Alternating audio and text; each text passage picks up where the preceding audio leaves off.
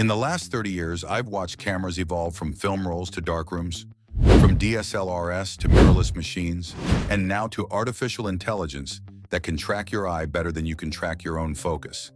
And yet, here we are in 2026, and most people are still making the same expensive mistakes. This video is not about brands, it's not about specs, and it's definitely not about hype. Welcome to Alt Buzz. By the end of this, you'll know exactly how to choose a camera in 2026, and more importantly, how to avoid the mistakes that waste thousands of dollars. If you want honest camera advice, not sponsored nonsense, hit that subscribe button right now.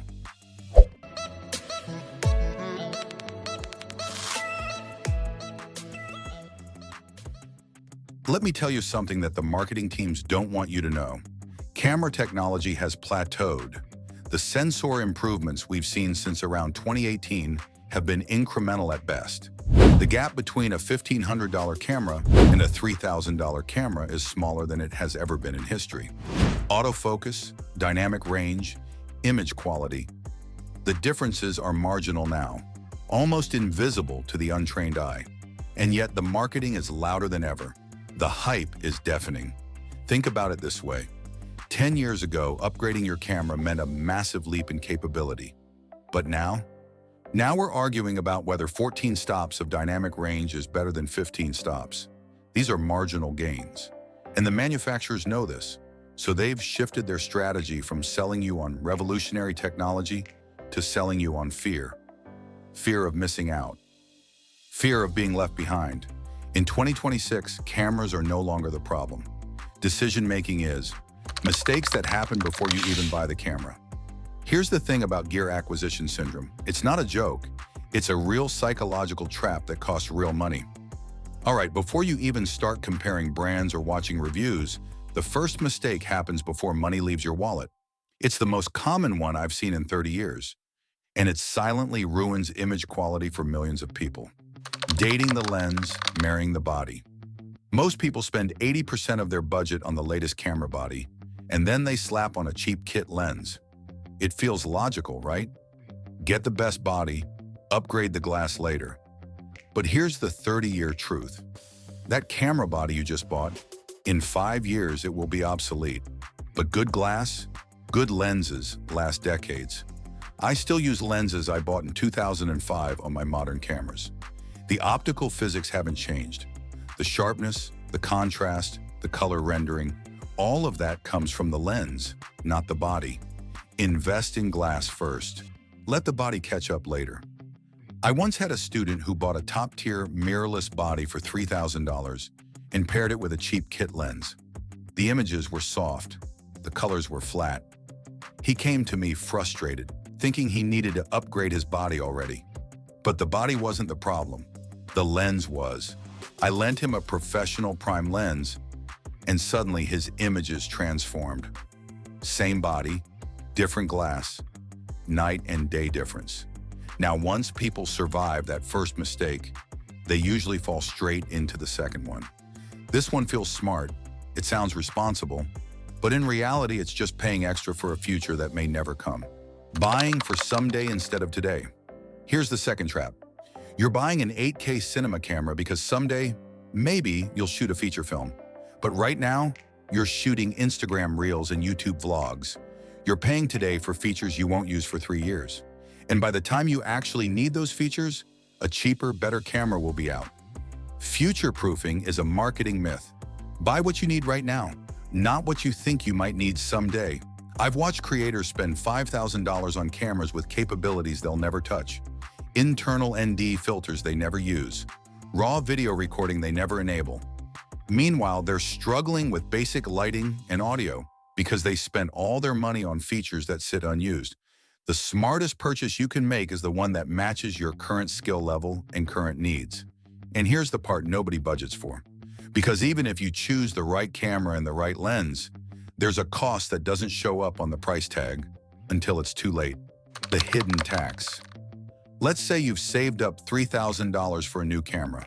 You find the perfect body and lens. You buy them both. And then reality hits. You need batteries, CF express cards, a cage, an ND filter, a gimbal. Suddenly, that $3,000 camera actually costs $4,500. If you can't afford the accessories, you can't afford the camera. Support gear often adds 30 to 50% to the initial cost. A professional CF Express card costs $200 to $400, and you need at least two. That's $800. Extra batteries? $100 each, and you need 3 minimum. That's another $300. A decent cage? $200 to $500. Variable ND filters? $300 to $600. A motorized gimbal? $500 to $1,500. The camera body and lens are just the foundation. The ecosystem around them is what makes them functional. Plan for the hidden tax from the start. Now let me challenge a belief that's costing people thousands for absolutely no reason. It's not technical, it's psychological. And once you understand it, you'll never buy cameras the same way again. The used gear stigma. And here's the final mistake before you buy. Refusing to buy secondhand gear. People treat used cameras like used cars from a shady dealer, but cameras depreciate fast. A flagship model from 2023 is still a beast in 2026, and it costs half the price.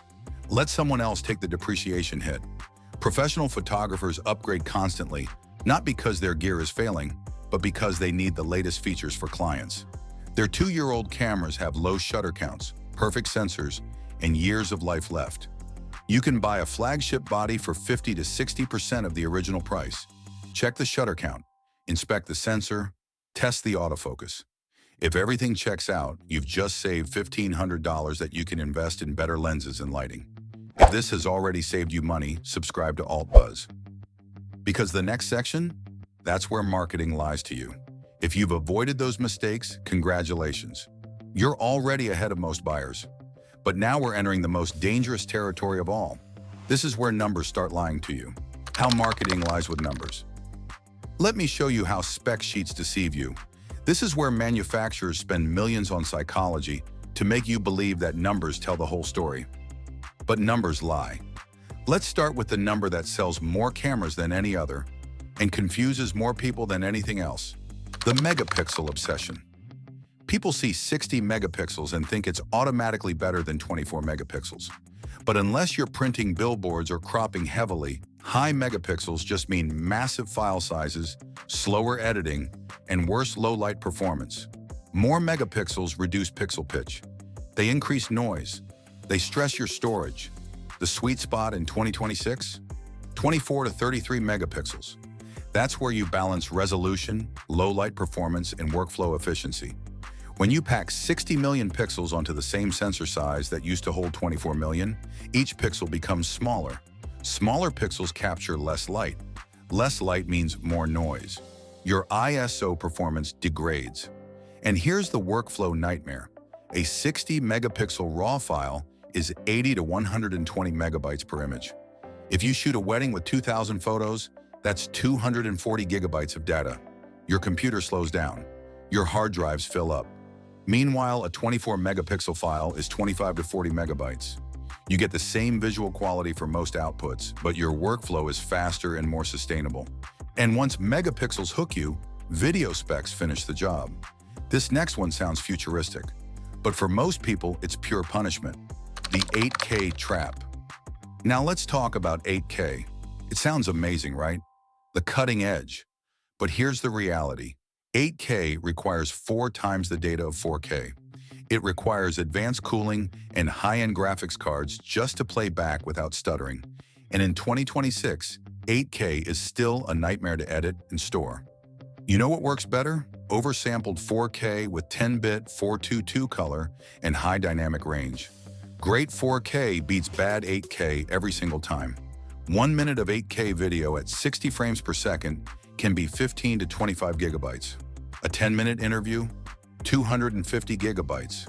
You need proxy files, you need backup storage, you need 64 gigabytes of RAM and a top-tier graphics card. Meanwhile, 4K oversampled from a 6K sensor gives you incredible detail and manageable file sizes. You get 95% of the visual quality with 25% of the file size. Now here's a spec almost nobody checks until their footage is already ruined. It never shows up on the box, and marketing avoids it for a reason. Rolling shutter reality. Here's a spec nobody talks about. Rolling shutter. You buy a camera with incredible specs, but a slow sensor readout. So when you pan the camera, vertical lines look like jello. Buildings lean. Your footage is ruined. High-resolution sensors often read slower, and if the readout is too slow, your entire shot is unusable. Every camera sensor reads data line by line from top to bottom. If the sensor reads quickly, 10 to 15 milliseconds, rolling shutter is minimal.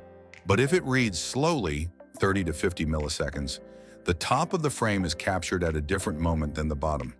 When you pan horizontally, vertical objects skew. It's called the jello effect, and it's unfixable in post. Look for rolling shutter tests on YouTube. If you see wobble, walk away. And finally, the favorite buzzword of every spec sheet. It looks scientific. It sounds cinematic. But in real life, it rarely behaves the way you expect. Dynamic range marketing. And finally, dynamic range. You see it on every box. 16 stops, 15 stops. But those are laboratory numbers, not real-world numbers. Usable dynamic range is often 2 to 3 stops less than advertised. The cinematic look doesn't come from a headline number. It comes from how the highlights roll off, how the shadows recover, how the color science handles transitions. That's where the magic lives. Dynamic range is measured in controlled labs with charts. But in the real world, you're shooting people and landscapes. Some cameras have amazing range on paper but clip highlights harshly. Other cameras have slightly less range, but roll off highlights beautifully. Look at real-world footage. Look at skin tones and mixed lighting. That will tell you more than any spec sheet. Up until now, we've talked about money and specs. But this next mistake has nothing to do with numbers. It's about something far more personal. The camera you don't enjoy will be sold. A camera is a tool, and if the tool hurts your hand, you won't use it. I don't care how good the specs are. If the camera doesn't feel right, it will sit in your bag unused. Because here's the truth most reviews ignore. If a camera fights your hands, it will lose. Every time. Ergonomics. I have sold perfectly good cameras because the grip caused hand cramps after 2 hours of shooting. Specs don't matter if the camera doesn't feel like an extension of your hand. Fatigue reduces shooting time and creativity. If it hurts your hand, it will end up on OLX within 6 months. Go to a store, hold the camera, shoot for 20 minutes. The shape of the grip, the placement of buttons, the weight distribution, all of these affect your ability to shoot for extended periods. Some cameras have sharp edges that dig into your palm. Some are so heavy that holding them becomes painful. I once bought a camera that was technically perfect, but the grip felt wrong. I sold it at a loss and bought a camera with slightly worse specs but perfect ergonomics. My productivity doubled. And even if the camera feels great at first, there's another reality check waiting for you, usually right in the middle of a shoot. Battery life. Some modern mirrorless cameras still die in 40 minutes of 4K recording. If you're a wedding shooter or doing interviews, that's a disaster. CIPA ratings often overestimate real-world performance. Check real-world tests. Check YouTube reviews. A camera rated for 400 shots might only give you 90 minutes of mixed use. If you're shooting an 8-hour event, you'll need 6 to 8 batteries. That's $700 to $800. Some newer cameras can shoot for 2 to 3 hours on a single charge. Those are the cameras you want. Now let me talk about something that looks modern, feels clean in marketing photos, and slows you down in the real world. Touchscreen-only cameras. Some manufacturers remove physical dials and make you tap through menus to change settings. But try changing ISO on a touchscreen while wearing gloves or in bright sunlight. You can't. Physical buttons build muscle memory. Muscle memory builds speed. The best cameras have dedicated dials for ISO, shutter speed, and exposure compensation. You can change settings without looking. Touchscreen menus require you to look at the screen, navigate options, and confirm. That's 3 steps when it should be 1. In fast-moving situations, those extra seconds mean missed shots. And finally, the mistake that turns a professional camera into a liability. This one doesn't show up in specs. It shows up when the camera shuts itself off. Overheating reality. You're shooting a podcast or interview, and 20 minutes in, the camera shuts down. That's thermal stress. High-resolution video in small bodies generates heat. If the camera doesn't have active cooling, it will overheat. A camera that overheats isn't hybrid, it's unreliable. Before you buy, check thermal performance tests.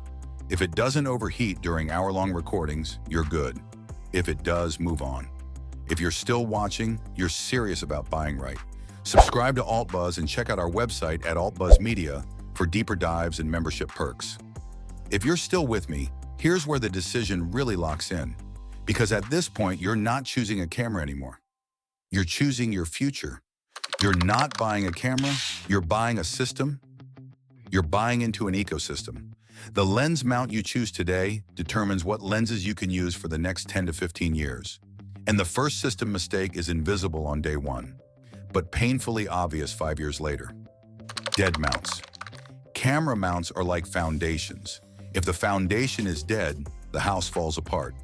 If you're buying into a lens mount that manufacturers are abandoning, you're investing in a dead end. In 2026, check if the manufacturer is releasing new lenses for that mount. Because if the mount is dead, your investment is dead. Canon's EF mount was the professional standard for 20 years, but Canon has shifted almost entirely to RF mount. If you buy into EF now, you're buying legacy technology. Meanwhile, Nikon's Z mount, Sony's E mount, Fuji's X mount, and Canon's RF mount are all actively growing.